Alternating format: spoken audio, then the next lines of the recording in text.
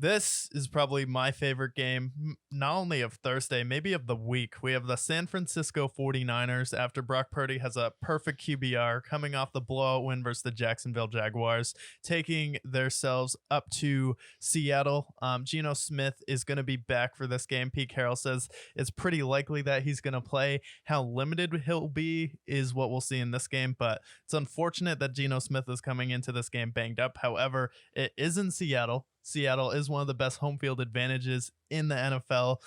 Pete Carroll and Kyle Shanahan is pretty even. I feel like the Seahawks usually match up pretty well with the San Francisco 49ers. Even the playoff game, the first half was pretty competitive. Do you see the Niners taking advantage of Geno Smith being a little bit banged up? Or do you think Seattle's defense is going to be enough to maybe slow down the 49ers like with what Tampa Bay did this week? Yeah, I think that this is a game that could come down to like a 2-minute drill at the end of the day. I think they'll exchange their blows. I think, maybe it comes down to a Jake Moody or a Jason Myers field goal to end it. But I do think that throughout this game, you're going to see some good defensive performances, whether it be from Devon Witherspoon, from Mafe, or maybe a Tariq Woolen sighting as well. But overall, I think you'll see some exchange blows. If I'm the Seahawks, my big concern is going to be the three-headed monster of Fred Warner, Nick Bosa, and Chase Young in this game. And I think their offensive line has been good for them, but those are guys that it's hard to game plan for, especially the likes of Nick Bosa. So I definitely think that it's going to be a closer game. Those guys always play pretty close historically. I'm worried about Geno Smith's shoulder in this game.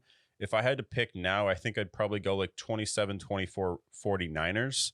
But historically, I mean, this is their first matchup of the season, I believe.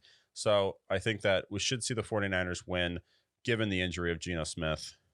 Yeah, the 49ers, like if Geno Smith wasn't hurt in this game, I would think it would be a little bit more competitive, especially with that defense. But I do think they'll be able to keep him in the game. And I don't think it'll be a blowout, but I think the 49ers should be able to control the game.